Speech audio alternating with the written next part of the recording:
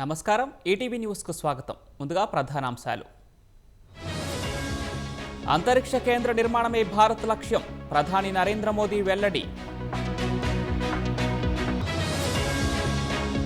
America Pak దోస్తీ అందరికీ తెలుసు, విస్మరించడం వారికి అలవాటేనన్న జయశంకర్.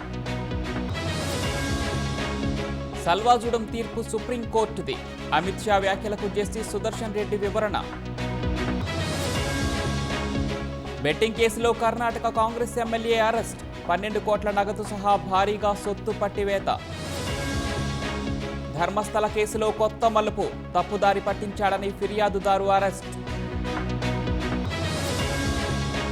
ఉత్తరాఖండ్లో మళ్లీ మెరుపు వరదలు, బురదమయంగా మారిన నివాసాలు, వీధులు.